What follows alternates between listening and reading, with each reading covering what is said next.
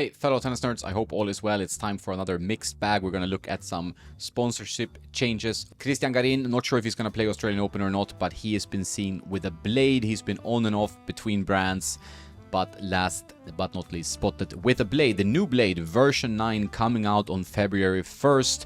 I have tried it, I liked it, but I need more in-depth time with it. We'll let you know. Please subscribe so you get the review on this channel. Iga Swiatek, she's been seen with a T-Fight 300 instead of her signature Iga Tempo 298.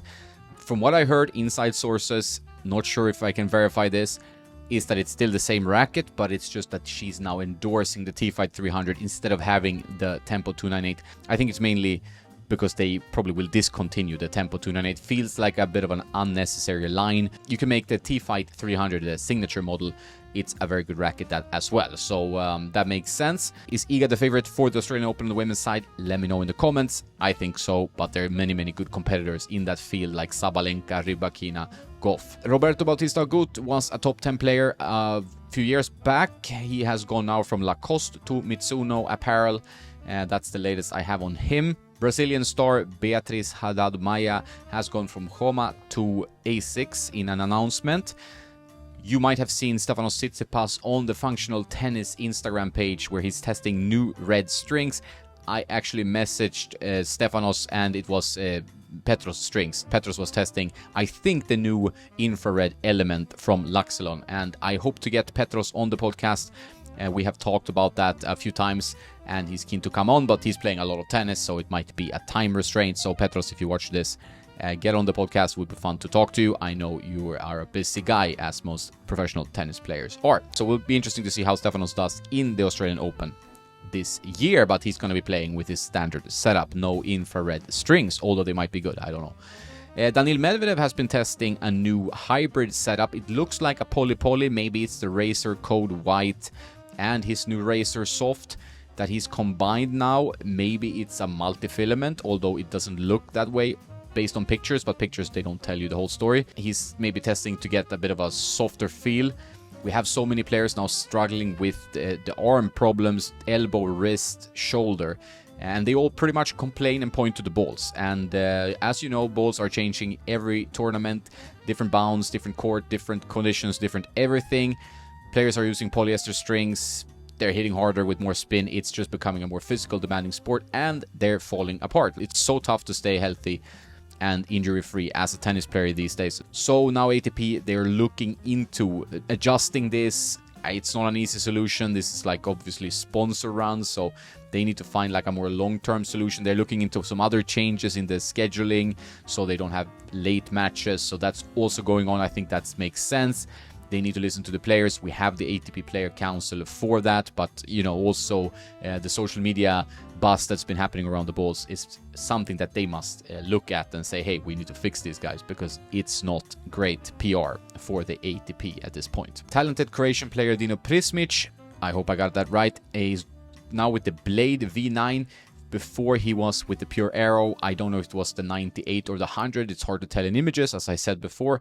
But now with a Blade, if you have any information about the Prismic racket, let me know in the comments or via Instagram. Thomas Martin Echeverry, a player who has been really going up the rankings. Very impressive run.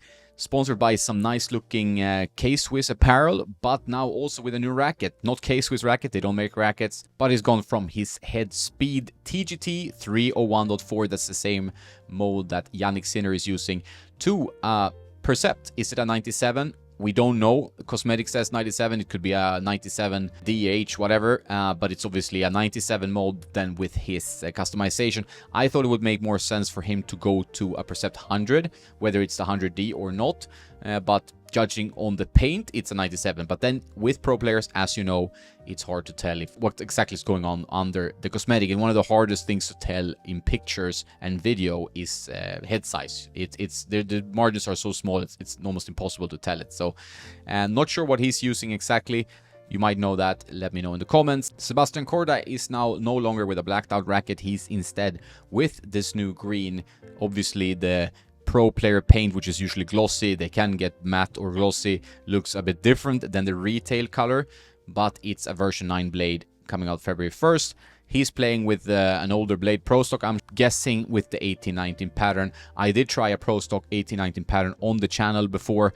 Blade 198 was very good. Really like that one. So if that's the case, I think that's a pretty solid choice. If you know anything else about Sebastian Corda's racket, let me know. He seems to be picking up some steam now in the tournament ahead of the Australian Open. So then he's going to be a dangerous player to look out for in that tournament. Luca Nardi has gone from Yonex to Adidas. Liam Brody has gone to Homa Sport, pronounced in the Spanish way with the H for the J. And I think that's pretty much it when it comes to the sponsorship apparel changes that I have on my mind, top of mind.